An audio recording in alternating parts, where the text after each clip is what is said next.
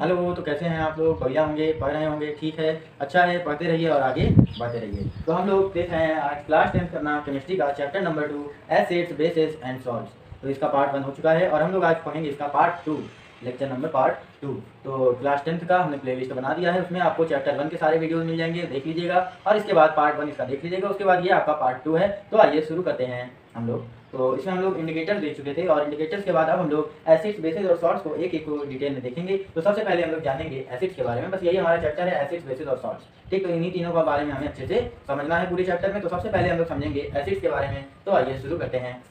तो अब हम लोग समझते हैं कि एसिड्स क्या होते हैं। तो अब हम लोग इस तरह से करेंगे कि पहले लिख लेंगे, उसके बाद फिर समझेंगे। इससे क्या होगा कि लिखने का जो टाइम है वो बच जाएगा, जिससे आपका वीडियो का लेंथ भी छोटा हो जाएगा। वीडियो ज़्यादा लंबा ना होकर के थोड़ा छोटा हो जाएगा, तो इससे आपका टाइम बचेगा। तो इस तरह से हम लोग करेंगे। तो आइए समझते हैं एसिड्स क्या होते हैं। एसिड्स कुछ नहीं, आपके वो केमिकल सब्सटेंस होते हैं जो कि जब पानी में डिजॉल्व होते हैं तो आयनाइज होकर के हाइड्रोजन के आयन्स रिलीज करते हैं सॉल्यूशन में। ठीक, यानी अगर हम एसिड्स को पानी में डिजॉल्व करते हैं तो जो सॉल्यूशन होगा उसमें आपके हाइड्रोजन के आयन्स निकलेंगे। ठीक ठीक, तो ये है आपकी definition. N acid is a substance which dissolve in water. ठीक, यानी एसिड वो सब्सटेंस होते हैं, वो केमिकल सब्सटेंस होते हैं जो कि जब पानी में डिजॉल्व होते हैं तो आयनाइज होते हैं और हाइड्रोजन आयंस को रिलीज करते हैं सॉल्यूशन में। ठीक, अब यहाँ पर हमने ब्रैकेट में लिखा हुआ है H+ जो आपका आयन है और उसके साथ हमने लिखा है एक्वस। आप जानते हैं एक्वस वर्ड हम लोग तब यूज करते हैं जहाँ पर ये वाटर होता है। ठीक है, वाटर आपका सॉल्वेंट है, इसलिए जहाँ पर वाटर होता है वहाँ पर हम लोग एक्वस वर्ड का यूज करते हैं। तो ये आपकी इंपॉर्टेंट और मेन डिफिनेशन थी जो आपको समझना जरूरी था और आप समझ चुके हैं बहुत ही अच्छे से।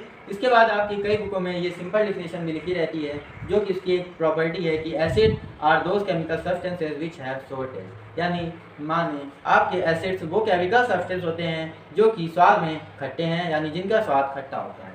ठीक है, इस अब हम लोग देखते हैं एसिड्स के एग्जाम्पल। ठीक, एसिड्स के आपके एग्जाम्पल जो लिखे हैं यहाँ पर, सिट्रिक एसिड C6H8O7, ये इसका फॉर्मूला है, केमिकल फॉर्मूला है जो आपको अभी याद नहीं करना है, आपको अभी नाम से मतलब रखना है। Acetic acid CH3COOH, lactic acid C3H6O3। तो ये citric acid, acetic acid, lactic acid ये आपके ऑर्गेनिक एसिड है, ये अभी हम लोग अभी आगे समझेंगे। तो सिट्रिक एसिड, एसिटिक एसिड और लैक्टिक एसिड। ये सिट्रिक एसिड आपको जो होता है ये आपका नींबू में होता है, और इसके बाद ये एसिटिक एसिड ये अचार और केचप बनाने में यूज होता है, और लैक्टिक एसिड जो है आपका ये दही में पाया जाता है। ठीक, अब इसमें आपसे क्वेश्चन कुछ इस तरह से पूछ सकता है कि वाई लेमन हैज अ सोर टेस्ट, यानी नींबू आपका स्वाद में खट्टा क्यों होता है। तो इसका जवाब आप क्या देंगे? इसका मतलब, इसका जवाब आप ये देंगे कि जो लेमन होता है, lemon contains an acid that is citric acid which makes it सोर इन टेस्ट। और आप जानते हैं कि एसिड जो होते हैं वो उनका स्वाद कैसा होता है? खट्टा। और इसीलिए आपका जो नींबू है उसमें एसिड प्रेजेंट है। कौन सा एसिड? सिट्रिक एसिड, इसीलिए आपका नींबू स्वाद में खट्टा होता है। इसी तरह आपसे पूछ सकता है कि आपका दही स्वाद में खट्टा क्यों होता है, तो उसका भी आप जवाब दे सकते हैं कि जो लैक्टिक, ये आपका जो दही होता है इसमें आपके एसिड प्रेजेंट होता है। कौन सा एसिड? Lactic acid. जो और एसिड जो होते हैं वो स्वाद में खट्टे होते हैं, सोर होते हैं। ठीक है, तो इसीलिए जो हमारा दही है वो भी खट्टा होता है, क्यों? क्योंकि इसमें एसिड प्रेजेंट है। तो इस तरह से क्वेश्चन आपसे पूछ सकते हैं। ठीक, इसके टेस्ट को लेकर के। तो अब हम लोग देखेंगे कुछ स्ट्रॉन्ग एसिड्स और कुछ वीक एसिड्स। स्ट्रॉन्ग एसिड्स, कुछ आपकी एसिड्स इतने स्ट्रॉन्ग होते हैं कि अगर वो आपकी स्किन पर पड़ जाएं सीधे तो आपकी स्किन को जला सकते हैं, नुकसान पहुंचा सकते हैं। वहीं कुछ एसिड्स आपके वीक होते हैं, यानी नेचर उनका कमज़ोर होता है, वो आपको नुकसान नहीं पहुंचाते, उल्टा आप उसको खाने में प्रयोग करते हैं, आपके लिए वो एसेंशियल होते हैं। ठीक है, तो उसी के बेसिस पर स्ट्रॉन्ग एसिड्स जैसे हम लोग देखें HCl, सल्फ्यूरिक एसिड यानी H2SO4, नाइट्रिक एसिड एक्सेट्रा। ठीक, तो एक चीज़ आप इसको देख करके, एग्जाम्पल्स को देख करके आप याद रखिएगा कि आपके जितने भी मिनरल एसिड्स होते हैं वो सारे के सारे स्ट्रॉन्ग एसिड्स होते हैं। ठीक, जितने भी मिनरल एसिड्स होते हैं, ये जो आपके दिखे हुए एग्जाम्पल, ये सारे के सारे मिनरल एसिड हैं और ये सारे स्ट्रॉन्ग एसिड हैं। अब मिनरल एसिड क्या होते हैं? तो हम लोग कुछ एसिड्स को मिनरल्स का यूज़ करके बनाते हैं, उन्हें मिनरल एसिड्स बोलते हैं। ठीक है, अर्थ से डिग आउट करके हम लोग जो मिनरल्स निकालते हैं तो उन्हीं मिनरल्स को हम लोग, उन्हीं मिनरल्स से जब हम लोग एसिड बनाते हैं तो उसे मिनरल एसिड्स बोलते हैं। और ये जितने भी होते हैं ये सारे के सारे स्ट्रॉन्ग होते हैं नेचर में, यानी ये सब स्ट्रॉन्ग एसिड्स होते हैं। ठीक, अच्छा, इसमें लेकिन एक एक्सेप्शन है आपका, वो है कार्बोनिक एसिड। कार्बोनिक एसिड यानी कार्बोनिक एसिड आपका एक मिनरल एसिड है, लेकिन, ठीक है, लेकिन क्या है कि ये एक वीक एसिड है। ये एक ऐसा मिनरल एसिड है जो कि वीक एसिड है, यानी जिसका नेचर वीक है, ये स्ट्रांग नहीं है। तो ये एक्सेप्शन याद रखिएगा, ये बहुत ही ज़्यादा इंपॉर्टेंट है। क्यों? क्योंकि ये एक सिंगल एक्सेप्शन है जो कि आपको याद रखना है। ठीक, अब ये कार्बोनिक एसिड आपका कोल्ड ड्रिंक्स में यूज होता है, कोल्ड ड्रिंक्स को फिजी बनाने में। ठीक है, अब वीक एसिड्स जैसे हम लोग देखें, acetic acid, ethanoic acid, formic acid, tartaric acid, citric acid etcetera. तो ये एसिड्स आपके वीक एसिड्स के एग्जांपल हैं। और वीक एसिड्स आपके जो ऑर्गेनिक एसिड होते हैं, जितने भी आपके ऑर्गेनिक एसिड होते हैं वो सब के सब वीक एसिड होते हैं ज़्यादातर, मेनली। ठीक, अब ऑर्गेनिक एसिड मतलब वो एसिड्स जो हमको नेचर से मिलते हैं, नेचुरली जो हमको मिलते हैं। ठीक, तो ये वीक होते हैं, ये उतने ज़्यादा स्ट्रांग नहीं होते हैं। जैसे एसिटिक एसिड, इसका आप लोग उसमें हमने बताया था अचार और केचप बनाने में यूज होता है। ठीक, फॉर्मिक एसिड, ये जो फॉर्मिक एसिड है ये थोड़ा दर्द जरूर करता है, लेकिन इतना आपको नुकसान नहीं पहुंचाएगा, लेकिन आप इससे थोड़े दर्द होता है। ठीक है, ये आपको दर्द देता है लेकिन ये इतना नुकसान नहीं होता। ठीक, टार्टरिक एसिड और सिट्रिक एसिड आपने देखा नींबू में होता है। टार्टरिक एसिड का भी खाने में यूज होता है, खाने की चीज़ों में। ठीक, केक उसमें बनाने में, केक वगैरह में भी इसका यूज होता है, और फिंगर चिप्स में और बहुत सी चीज़ों में इसका यूज होता है। तो ये एसिड्स आपके कुछ वीक एसिड्स हो गए। तो ये हमने देखे कुछ स्ट्रॉन्ग एसिड्स और कुछ वीक एसिड्स के एग्जांपल। बस में जितने भी मिनरल एसिड्स हैं वो सब आपके स्ट्रॉन्ग एसिड्स के एग्जांपल हो गए, और जो भी आपके ऑर्गेनिक एसिड्स हैं वो मेनली आपके वीक एसिड्स के एग्जांपल हो गए। ठीक, अब इसके बाद आपकी बुक में दो टर्म आए हैं, एक कंसंट्रेट और एक डाइल्यूट। तो अब इसको हम समझेंगे। ठीक, तो कंसंट्रेट एसिड और डाइल्यूट एसिड को समझेंगे। तो कंसंट्रेट आप इतना याद रखिएगा कि कंसंट्रेट का मतलब होता है गाढ़ा और डाइल्यूट का मतलब होता है पतला। ठीक, अब उसके बेसिस पे अगर हम देखें तो कंसंट्रेट एसिड आपका वो होता है जिसमें minimum possible amount of water हो, मतलब हम जितना कम से कम हो सके पॉसिबल हो उतना कम अगर पानी हो किसी एसिड में तो वो होता है आपका कंसंट्रेट एसिड, यानी गाढ़ा एसिड। कोई अगर गाढ़ा है कोई चीज तो इसका मतलब उसमें कम पानी है, तभी तो वो गाढ़ा है ना। ठीक है, और जस्ट इसका उल्टा होता है डाइल्यूट। डाइल्यूट मतलब much more amount of water present हो, मतलब ज़्यादा से ज़्यादा अमाउंट में या जितना हो सके ज़्यादा अमाउंट में वाटर प्रेजेंट हो। ठीक, तो अब ज़्यादा अमाउंट में वाटर अगर प्रेजेंट होगा तो वो पतला हो जाएगा, पतला हो जाएगा तो वो डाइल्यूट एसिड होगा। मतलब कोई एसिड जिसमें अगर कम से कम पॉसिबल अमाउंट ऑफ वाटर है तो वो कंसंट्रेट है, कंसंट्रेट एसिड है, और अगर कोई एसिड में ज़्यादा अमाउंट में वाटर प्रेजेंट है तो वो डाइल्यूट एसिड है। कैसा? डाइल्यूट एसिड है। ठीक है, तो कंसंट्रेट एसिड और डाइल्यूट एसिड समझने के बाद अब आपके इसमें बुक में दिया गया है डाइल्यूटिंग एसिड। ठीक, डाइल्यूटिंग एसिड अब इसका देना जरूरी था, इसका महत्व इसलिए था क्योंकि अब आपसे अगर हम कहें कि कोई कंसंट्रेट एसिड है, कोई गाढ़ा एसिड है, उसको अगर हम कहें कि आप पतला कीजिए तो आप क्या करेंगे? तो आप जनरली क्या सोचेंगे? आप करेंगे ये कि पानी लेंगे और फिर पानी को एसिड में डाल देंगे पतला करने के लिए। लेकिन ये एक बहुत ही खतरनाक तरीका होता है, इससे बहुत बड़ी दुर्घटना हो सकती है। ठीक, इसीलिए आपकी बुक में एसिड को डाइल्यूट करने का तरीका बताया गया है कि ये गलती आप ना करें और एक बहुत बड़ा एक्सीडेंट आप प्रिवेंट हो सके। ठीक, तो समझदार बनिए। तो किस तरह से आपको पतला करना है वो हम आपको बता रहे हैं। आप क्या लेंगे, आप क्या करेंगे कि एसिड में पानी भूल करके भी मत डालिएगा। ठीक, नहीं तो एक्सप्लोजन होगा, एक विस्फोट होगा और आपको ऊपर एसिड गिर जाएगा, आप जल जाएंगे, बहुत ही भयंकर एक्सीडेंट होगा। ठीक, इसलिए क्या करना है, आपको पानी लेना है। ध्यान से सुनिएगा, अगर आपको किसी कंसंट्रेट एसिड को पतला करना है तो एसिड के सीधे लेकर के उसमें पानी नहीं डालेंगे। आप क्या करेंगे, पहले पानी लेंगे। ठीक, आपने पानी लिया और फिर पानी में आप धीरे धीरे एसिड डालेंगे। जितना आपको गाढ़ा करना है, जितना आपको गाढ़े को पतला करना है उस हिसाब से आप पानी लेंगे और फिर पानी में आप एसिड डालेंगे। याद रखिएगा, एसिड में पानी नहीं डालिएगा, पानी में एसिड डालिएगा और उसको ग्रेजुअली स्टिर करते जाइएगा। मतलब एसिड डालते जाइएगा और फिर उसके बाद उसको घुमाते जाइएगा, मिक्स करते जाइएगा, उसको हिलाते जाइएगा किसी चीज़ से। जैसे हम लोग जब शरबत बनाते हैं तो शक्कर डाल के उसको स्टिर करते हैं, घुमाते जाते हैं, ठीक, डिजॉल्व हो जाए अच्छे से। उसी तरह हम लोग पानी लेंगे, उसमें एसिड डालेंगे और फिर उसके बाद उसको घुमाएंगे, स्टिर करेंगे, उसको हिलाएंगे, अच्छे से मिक्स करेंगे और फिर एसिड डालेंगे जितना आपको पतला करना हो।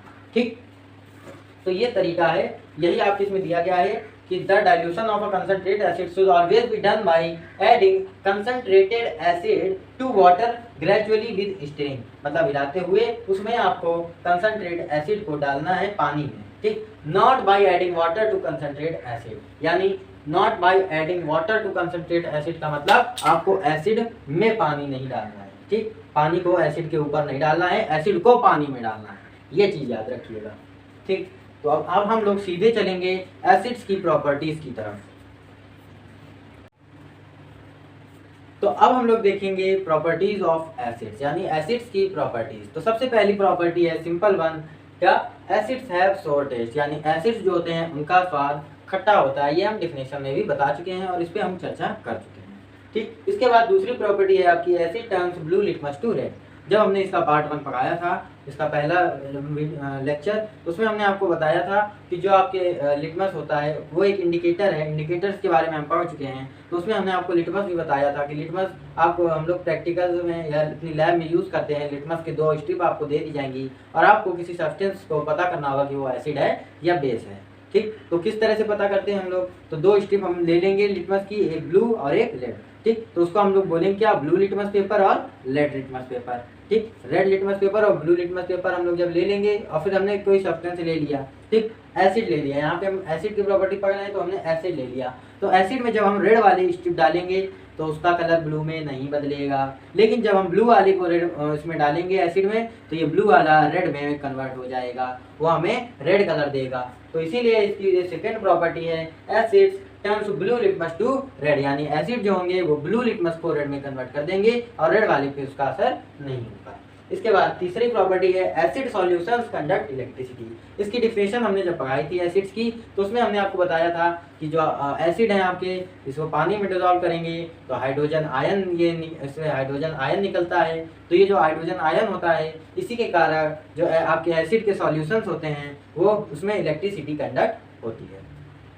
इलेक्ट्रिसिटी कंडक्ट होने से मतलब क्या है कि इसके थ्रू इलेक्ट्रिसिटी पास हो जाएगी इजीली। ठीक, तो एसिड के जो सॉल्यूशंस होते हैं, यानी एसिड को जो हम वाटर के साथ मिला करके जब हम सॉल्यूशन बनाते हैं तो उसमें आपके इलेक्ट्रिसिटी कंडक्ट होगी। इसके बाद फोर्थ पॉइंट है आपका acid react with metals to form hydrogen gas, यानी एसिड्स जब मेटल के साथ रिएक्ट करेगा तो उसमें हाइड्रोजन गैस निकलेगी, हाइड्रोजन गैस निकलेगी, हाइड्रोजन गैस निकलेगी।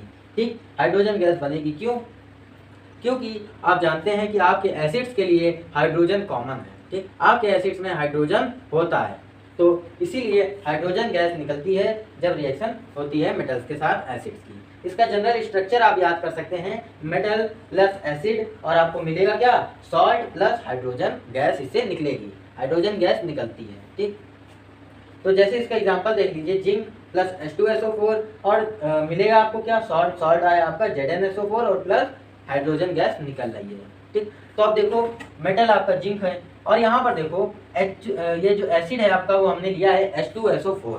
H2SO4 आप देखेंगे इसमें ये आपको हाइड्रोजन दिख रहा होगा। एसिड्स में आपके हाइड्रोजन होता है इसीलिए ये रिएक्शन के बाद हाइड्रोजन निकलती है। ठीक है, हाइड्रोजन आपके एसिड्स के लिए कॉमन है। ठीक, तो ZnSO4 मिलेगा, ये सॉल्ट है और साथ में हाइड्रोजन गैस निकलेगी। और आपके एसिड्स में ऐसा क्यों हो रहा है, हाइड्रोजन गैस क्यों निकल रही है मेटल के साथ रिएक्ट होने में, क्यों, क्योंकि ये एसिड के लिए हाइड्रोजन कॉमन होता है, एसिड्स में आपके हाइड्रोजन होता है। तो अब इसके बाद हम लोग देखते हैं अगली प्रॉपर्टी एसिड्स की, यानी फिफ्थ प्रॉपर्टी, कि एसिड्स जो होते हैं वो जब मेटल के कार्बोनेट के साथ या मेटल के हाइड्रोजन कार्बोनेट के साथ जब रिएक्ट करते हैं या मिलते हैं तो वो कार्बन डाइऑक्साइड गैस बनाते हैं या रिलीज करता है। ठीक है, कार्बन डाइऑक्साइड गैस निकलती है। ठीक है, तो अभी हमने फोर्थ प्रॉपर्टी में देखा कि मेटल एसिड के साथ रिएक्ट करेंगे तो हाइड्रोजन गैस निकलेगी और वहीं अगर एसिड्स जो हैं वो मेटल के कार्बोनेट के साथ या मेटल के हाइड्रोजन कार्बोनेट के साथ रिएक्ट करेंगे तो कार्बन डाइऑक्साइड गैस निकलेगी। ठीक, चलो और तो देखो मेटल कार्बोनेट क्या होता है पहले हम ये समझते हैं और मेटल हाइड्रोजन कार्बोनेट क्या है ये देखते हैं। जैसे एग्जांपल देखिए आप Na2CO3, तो कार्बोनेट होता है आपका CO3। ठीक, यहाँ पर आप देख सकते हैं Na यानी सोडियम, जो सोडियम है आपका ये मेटल होता है, तो यहाँ पर सोडियम है जो कि मेटल है और इसके साथ CO3 लगा है तो ये CO3 आपका कार्बोनेट होता है। तो ये क्या हो गया, मेटल और कार्बोनेट, तो ये हो जाता है मेटल कार्बोनेट। तो ये आपका मेटल कार्बोनेट का एग्जाम्पल हो गया। अब नाम से आप समझ सकते हैं मेटल हाइड्रोजन कार्बोनेट कैसा क्या है। तो मेटल हाइड्रोजन कार्बोनेट यानी मेटल हो और मेटल और कार्बोनेट के बीच में हाइड्रोजन भी हो। तो यहाँ पर क्या हुआ, Na2 था आपका, तो Na2 ने क्या किया, Na के 2 थे तो Na के 2 के बजाय उसने क्या किया, Na का एक हटके उसकी जगह बीच में H आ गया तो NaHCO3। ठीक, NaHCO3 यानी ये आपका मेटल और बीच में आपका हाइड्रोजन और फिर कार्बोनेट, तो ये हो गया मेटल हाइड्रोजन कार्बोनेट। और ये क्या हो गया आपका, मेटल है और कार्बोनेट, तो ये आपका मेटल कार्बोनेट। ठीक, तो मेटल कार्बोनेट के लिए ये एग्जांपल और मेटल हाइड्रोजन कार्बोनेट के लिए ये एग्जांपल। ठीक, तो अब आप समझ गए मेटल कार्बोनेट और मेटल हाइड्रोजन कार्बोनेट कैसा क्या सिस्टम। ठीक, जब चलो भाई आप समझ चुके हैं। अब इसके बाद देखें हम लोग, ठीक, तो इसके स्ट्रक्चर देख लीजिए। मेटल कार्बोनेट जब एसिड के साथ मिलेगा तो आपको मिलेगा सॉल्ट। ठीक, क्या मिलेगा?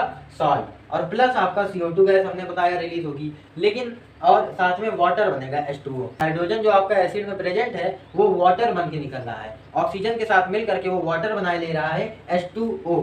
ठीक, H2O, हाइड्रोजन और ऑक्सीजन मिलकर के वाटर बनाते हैं, तो आपका यहाँ पर वाटर भी आपको मिल रहा है। ये हाइड्रोजन आपका ऑक्सीजन के साथ मिलकर के वाटर बना जा रहा है। इसका जो अभी हमने स्ट्रक्चर पढ़ा, इसके लिए एक एग्जांपल देखते हैं। तो एग्जांपल हम देखते हैं Na2CO3 प्लस HCl, और मिलेगा आपको क्या? NaCl प्लस में क्या बनेगा? CO2 और प्लस H2O। ठीक, अब ये बैलेंस कर दें इसको। हाँ, बैलेंस हो गई। ठीक, तो ये आपकी जो हमने अभी जनरल इसका फॉर्मूला या जनरल स्ट्रक्चर अभी हमने देखा, उसी के बेसिस पे हमने एग्जांपल बना लिया। तो क्या होगा? Na2CO3 ये आपका क्या है? Metal carbonate. ये देखो यहाँ पर मेटल है और कार्बोनेट, तो ये आपका metal carbonate. Metal carbonate acid के साथ मिलेगा, एसिड हो गया, यहाँ पर हमने कौन सा लिया? HCl यानी हाइड्रोक्लोरिक एसिड। और एसिड में हाइड्रोजन होता ही होता है। ठीक, एसिड में हाइड्रोजन होता है। ठीक, अब इसके बाद बनेगा क्या? सॉल्ट बन गया। ठीक, फिर प्लस CO2 बन गया, प्लस वाटर H2O और H2O बन गया।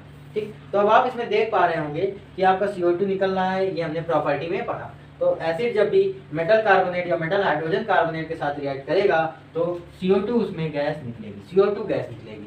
और वही फोर्थ पॉइंट में हमने देखा था कि मेटल जब एसिड के साथ रिएक्ट करता है तो उसमें हाइड्रोजन गैस निकलती है, इसमें कार्बन डाइऑक्साइड CO2 गैस निकल रही है। लेकिन हाइड्रोजन, हमने उससे कहा था कि हाइड्रोजन तो एसिड्स में होता है, तो हाइड्रोजन यहाँ पे भी तो कहीं ना कहीं हो रहा होगा, कहीं ना कहीं निकल रहा होगा, बन रहा होगा।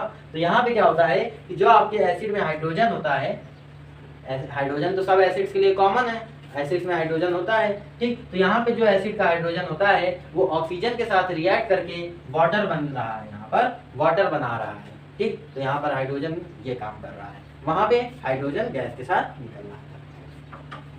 ठीक है, तो अब हम लोग इसके बाद इसका अभी हमने मेटल कार्बोनेट के लिए देख लिया। अब इसी तरह हाइड्रोजन कार्बोनेट के लिए अगर हम देख लें तो इसका भी एग्जांपल लीजिए है एक ना, मेटल, ये मिटाने की जरूरत नहीं है, सेम यही है, बस बैलेंसिंग में दिक्कत होगी। ठीक, NaHCO3, अब ये क्या है? अब ये है मेटल हाइड्रोजन कार्बोनेट। क्यों? क्योंकि मेटल है और कार्बोनेट है, CO3 कार्बोनेट होता है, तो मेटल है, कार्बोनेट है और उसके बीच में हाइड्रोजन है, तो ये हो गया मेटल हाइड्रोजन कार्बोनेट। तो मेटल हाइड्रोजन कार्बोनेट जब एसिड के साथ मिलेगा, एसिड कौन सा है? HCl, तो मिलेगा हमें सॉल्ट हो गया NaCl प्लस CO2 गैस निकलेगी। जब भी हाइड्रोजन कार्बोनेट के साथ, मेटल हाइड्रोजन कार्बोनेट के साथ एसिड रिएक्ट करेगा तो कौन सी गैस निकलेगी? CO2 गैस निकलेगी। और जो आपका हाइड्रोजन इधर है एसिड का, जो सब एसिड्स में हाइड्रोजन तो कॉमन है, तो हाइड्रोजन क्या करेगा? ऑक्सीजन के साथ मिल करके वाटर बन के बाहर निकल जाएगा। चलो ठीक, तो ये आपका ये फिफ्थ प्रॉपर्टी भी हो गई। अब इसके बाद सिक्स्थ प्रॉपर्टी है आपकी एसिड्स की, कि एसिड्स जब भी बेस के साथ रिएक्ट करेंगे तो सॉल्ट बनाएंगे और साथ में वाटर बनाएंगे। ये आप सॉल्ट आप देखते आ रहे हैं पहले भी कि जब एसिड मेटल के साथ रिएक्ट कर रहा था तब भी सॉल्ट वहां पर बन रहा था, सॉल्ट और हाइड्रोजन बन रहा था। और इसके बाद जब मेटल कार्बोनेट या मेटल हाइड्रोजन कार्बोनेट के साथ एसिड रिएक्ट कर रहा था तो वहां पर भी सॉल्ट बन रहा था और CO2 गैस निकल रही थी और वाटर बन रहा था। तो यहाँ पर भी एसिड जब बेस के साथ रिएक्ट करेगा तो सॉल्ट बनाएगा और साथ में वाटर बनाएगा, बस। ठीक, इतनी सिंपल सी बात थी, बस। ठीक, तो अब देखो एसिड प्लस बेस में गिव्स केमिकल रिएक्शन के बाद मिलेगा क्या? Salt plus water. ये इसका जनरल फॉर्मूला, ये स्ट्रक्चर हमने तैयार कर लिया। ठीक, अब देखो ये जो रिएक्शन होती है इस टाइप की रिएक्शंस को ही न्यूट्रलाइजेशन रिएक्शन बोलते हैं। ठीक, ये अभी आगे काम आएगा। इस टाइप की रिएक्शन को न्यूट्रलाइजेशन रिएक्शन बोलते हैं। The reaction between an acid and base to form salt and water is called neutralisation reaction. यानी रिएक्शन जब एसिड और बेस के बीच में जब रिएक्शन हो रही हो और सॉल्ट और वाटर बन रहा हो तो उस रिएक्शन को न्यूट्रलाइजेशन रिएक्शन बोलते हैं। ठीक, अब इसके लिए एग्जांपल आप देख सकते हैं, जैसे NaOH। ठीक, NaOH ये आपका हो गया, और प्लस HCl। अब ये HCl हमने हाइड्रोक्लोरिक, ये आपका एसिड हो गया। ठीक, तो एसिड है, और ये NaOH जो है ये सोडियम हाइड्रोक्साइड है, ये एक बेस है। अभी बेस हमें आगे पढ़ना है। तो ये NaOH यानी सोडियम हाइड्रोक्साइड ये एक बेस है, और ये HCl जो है ये आपका एसिड है। ठीक, तो ये दोनों जब रिएक्ट कर रहे हैं तो आपका बन रहा है NaCl, ये आपका सॉल्ट है। ठीक, ये आपका सॉल्ट है, सॉल्ट प्लस और क्या बनेगा, वाटर, H2O। ठीक, बस इतनी सी बात रखनी है। और ये एक्वस आप रिप्रेजेंट कर देंगे। ठीक है, ये अपनी बात है, एक्वस रिप्रेजेंट कर देंगे।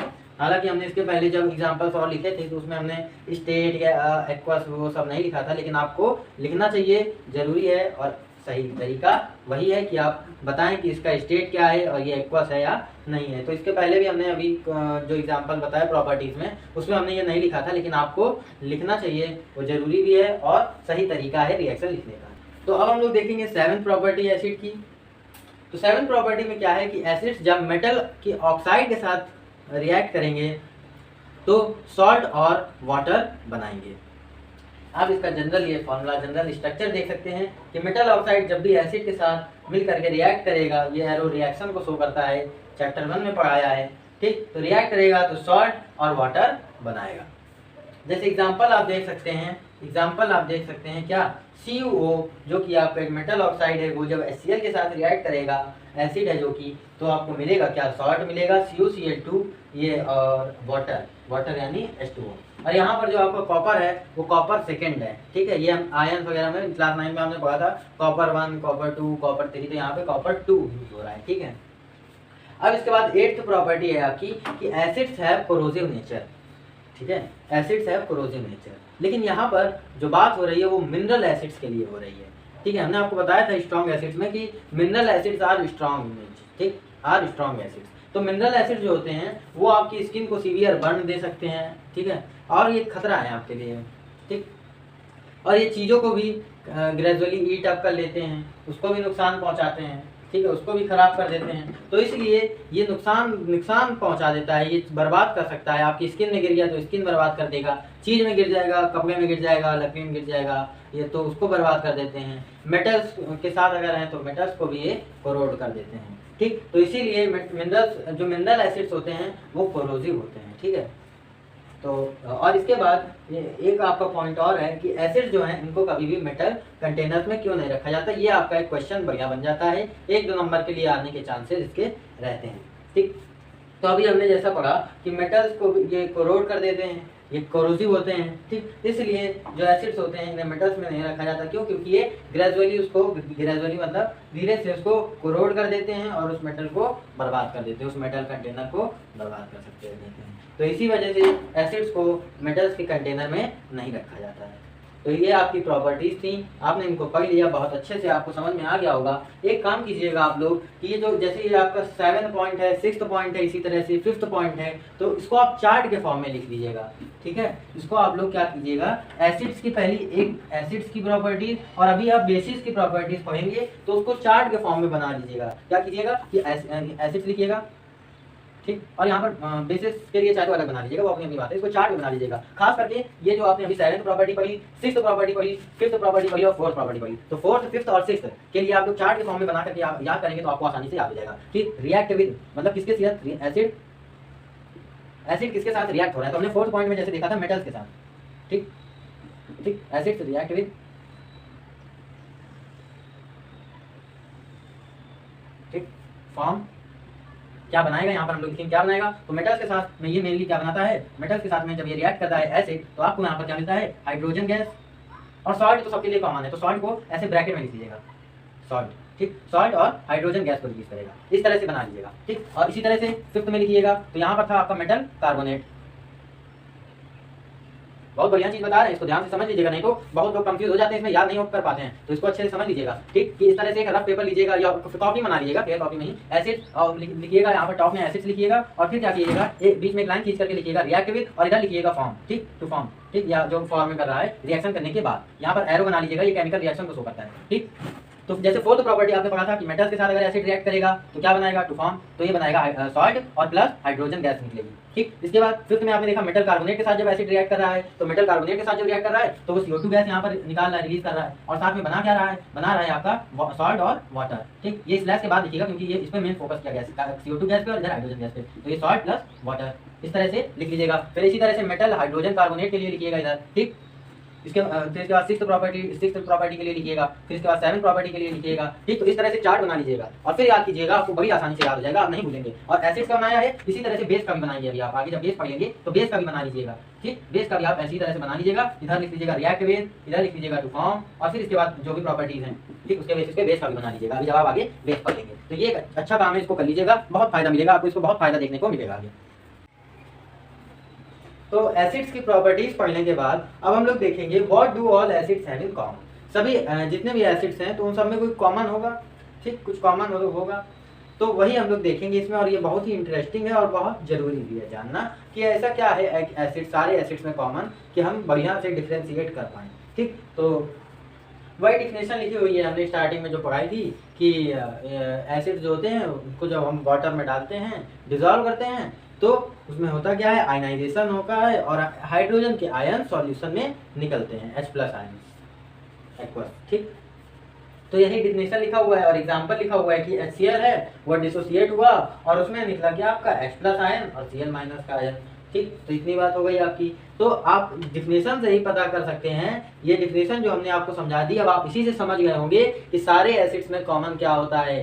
ठीक, तो जितने भी आपके एसिड्स हैं उन सब में कॉमन चीज ये है कि ये जब वाटर के साथ इनको हम डिजॉल्व करेंगे तो ये H+ आयन निकालेंगे सॉल्यूशन में। बस यही चीज इनमें कॉमन होती है। क्या, a common thing in all the acids is that they produce hydrogen ions H+ aqueous when dissolve in water. मतलब जब हम एसिड को पानी में मिलाएंगे तो जितने भी एसिड्स होंगे वो सब के सब हाइड्रोजन आयन देंगे, अगर नहीं दे रहे तो फिर वो एसिड नहीं है।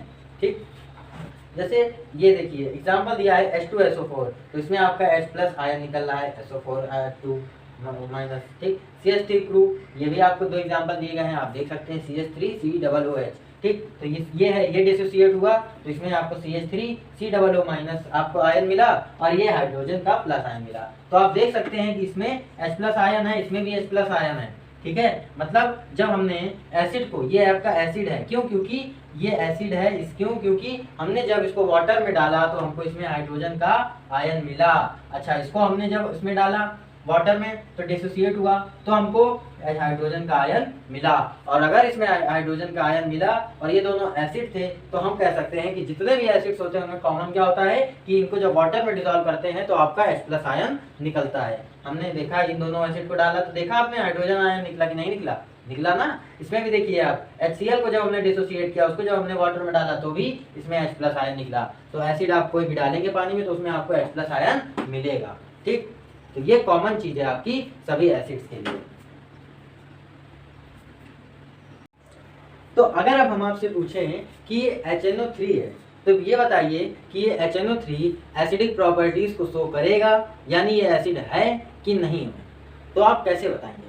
ठीक, तो आप क्या करेंगे, आप देखेंगे कि ये HNO3 है, इसको हम पानी में डाल रहे हैं या इसको डिसोसिएट कर रहे हैं तो इसमें हाइड्रोजन आयन निकल रहा है, 2H+ का आयन निकल रहा है, और साथ में ये NO3 का भी आयन निकल रहा है, NO3- का आयन। ठीक, तो आप देख क्या रहे हैं कि इसमें आपको हाइड्रोजन का आयन मिल रहा है, और हमने आपसे कहा क्या था कि सारे एसिड्स में कॉमन चीज क्या है कि उनको जब वाटर में डाला जाएगा तो वो आयनाइज होंगे और सॉल्यूशन में क्या करेंगे, हाइड्रोजन के आयन निकालेंगे। ठीक, तो आप यहाँ देख सकते हैं HNO3 जब ये डिसोसिएट हुआ वाटर में, जब हमने इसको डिसॉल्व किया तो आयनाइज होकर के इसमें हाइड्रोजन का आयन बना सॉल्यूशन में और NO3- का आयन बना। तो इसका मतलब ये एसिड है। क्यों, क्योंकि आपने देखा जितने भी एसिड्स हैं उनमें H+ आयन निकलता है, और ये जो H+ आयन निकलता है यही एसिडिक प्रॉपर्टीज प्रोवाइड कराता है एसिड्स को। तो इसका मतलब ये HNO3 आपका एसिडिक प्रॉपर्टीज को शो करेगा। क्यों, because it ionizes in aqueous solution to release hydrogen ions. ये हाइड्रोजन आयन जो होता है यही एसिडिक प्रॉपर्टीज को प्रोवाइड कराता है, और ये सारे एसिड्स में कॉमन होता है। आपको जानकारी के लिए बता दें कि HNO3 आपका नाइट्रिक एसिड होता है। ठीक, अच्छा, तो अब कुछ समझदार बच्चों के मन में एक सवाल आ रहा होगा, एक डाउट आ रहा होगा, कुछ मन में हलचल हो रही होगी कि क्या सारे हाइड्रोजन कंटेनिंग कंपाउंड्स एसिड होते हैं? तो ऐसा नहीं, ठीक, बहुत बढ़िया प्रश्न है। लेकिन आपके सारे हाइड्रोजन कंटेनिंग कंपाउंड्स एसिड नहीं होते हैं, और हालांकि आपके जितने भी एसिड होंगे उसमें हाइड्रोजन जरूर होगा, ठीक, उसमें हाइड्रोजन होगा जरूर, लेकिन सारे हाइड्रोजन कंटेनिंग कंपाउंड्स एसिड नहीं होंगे। इस पॉइंट को ध्यान से समझिएगा कि all the acids contain hydrogen, सारे एसिड्स में हाइड्रोजन होगा, लेकिन सारे हाइड्रोजन कंटेनिंग कंपाउंड्स एसिड नहीं होंगे, ठीक। एग्जाम्पल के लिए देख ले हम ग्लूकोज और अल्कोहल को। अब ये ग्लूकोज का फॉर्मूला आपको बता दें, C6H12O6, तो इसमें हाइड्रोजन है आपका। अल्कोहल में भी आपके हाइड्रोजन होता है, तो अब इसमें हाइड्रोजन है, मतलब ये हाइड्रोजन कंटेनिंग कंपाउंड्स है दोनों, ग्लूकोज और अल्कोहल, लेकिन उसके बावजूद ये एसिड नहीं है, ये एसिड नहीं है, जबकि इनमें हाइड्रोजन है। अब ये एसिड क्यों नहीं है? क्योंकि हमने अभी आपको फिर से यही बताया था कि एसिड जो होते हैं उनमें क्या हमने बताया कॉमन क्या है कि उसमें हाइड्रोजन आयन रिलीज होगा जब हम उसको पानी में डिजोल्व करेंगे, ठीक। जब हम पानी में डिजोल्व करेंगे तो उसमें H+ ion, hydrogen ion release होगा, सॉल्यूशन जो बनेगा, ठीक। तो आप देख सकते हैं इसमें, लेकिन ग्लूकोज और अल्कोहल में ऐसा नहीं होता, इसमें H+ आयन नहीं बनता जब हम इसको पानी में डालेंगे, ठीक। तो इसलिए ये एसिडिक प्रॉपर्टीज को शो नहीं करेगा, क्योंकि एसिडिक प्रॉपर्टीज जो आती हैं एसिड में वो H+ आयन के कारण आती हैं। ये जो हाइड्रोजन आयन निकलता है यही एसिडिक प्रॉपर्टीज को रिप्रेजेंट करता है, ठीक। तो इसमें इसमें एसिडिक प्रॉपर्टीज नहीं आएंगी तो ये एसिड नहीं होगा, ठीक। अब आगे हमने लिखा है ब्रैकेट में, contain hydrogen but not have acidic properties. इसमें हाइड्रोजन है लेकिन एसिडिक प्रॉपर्टीज नहीं है, क्यों? Because there hydrogen does not separate out as hydrogen ion. इसमें हाइड्रोजन जो है वो हाइड्रोजन सेपरेट हो नहीं पा रहा है, वो आयन के फॉर्म में नहीं टूट पा रहा है, ठीक। तो हाइड्रोजन जो इसमें होगा वो आयन के फॉर्म में नहीं बन पा रहा है, सेपरेट नहीं हो पा रहा है जब हम उसको पानी में डिसॉल्व कर रहे हैं, पानी में डिसॉल्व कर रहे हैं। अब आप एक चीज ध्यान दे रहे होंगे कि शुरुआत से हम आपको बताते आ रहे हैं कि पानी में डिसॉल्व करने पे H+ आयन देगा, पानी पे डिसॉल्व करने पे H+ आयन देगा, और ये जो H+ आयन है यही एसिडिक बिहेवियर को, एसिडिक प्रॉपर्टीज डिफाइन करता है, यही एसिडिक प्रॉपर्टीज दिलाता है। तो अब ये बताइए कि जब H+ आयन निकल रहा है और वाटर में जब पड़ेगा तभी H+ आयन निकलेगा, और ये जब H+ आयन होगा यही एसिडिक प्रॉपर्टी को डिफाइन कर रहा है। तो इससे आप एक बहुत बढ़िया बात समझ पा रहे हैं कि नहीं? वो बात ये है कि acids do not show acidic behaviour in absence of water. What a good point, नीचे लिखा हुआ है लास्ट में, ये पॉइंट ध्यान से समझ लीजिएगा। Acids do not show acidic behaviour in absence of water, यानी वाटर की प्रेजेंस के बिना एसिडिक बिहेवियर नहीं शो करेगा, एसिडिक प्रॉपर्टीज को शो नहीं करेगा वाटर के बिना, ठीक। इसीलिए स्टार्टिंग से वाटर वाटर वाटर वाटर आ रहा है। क्यों? क्योंकि जब वाटर में हम एसिड डालेंगे तभी तो वो H+ आयन को निकालेगा, और जब वो H+ आयन निकालेगा सॉल्यूशन में तभी उसमें एसिडिक प्रॉपर्टीज आएंगी, क्योंकि H+ जो आपका हाइड्रोजन आयन निकलता है यही इसी के कारण एसिडिक प्रॉपर्टीज आती हैं। तो जब इसमें एसिडिक प्रॉपर्टीज आएंगी तभी ये एसिडिक बिहेवियर को शो करेगा और तभी ये एसिड होगा, यानी एसिड जो है वो एसिडिक बिहेवियर शो नहीं करता जब तक वो वाटर उसमें ना हो। तो ये सब बात थी, उम्मीद करते हैं आपको मजा आया होगा, ये एसिड्स पढ़ के समझ में आ गया होगा, आपको मन लगा के पढ़िए और आगे बढ़िए। तो फिर मिलेंगे अगली वीडियो में।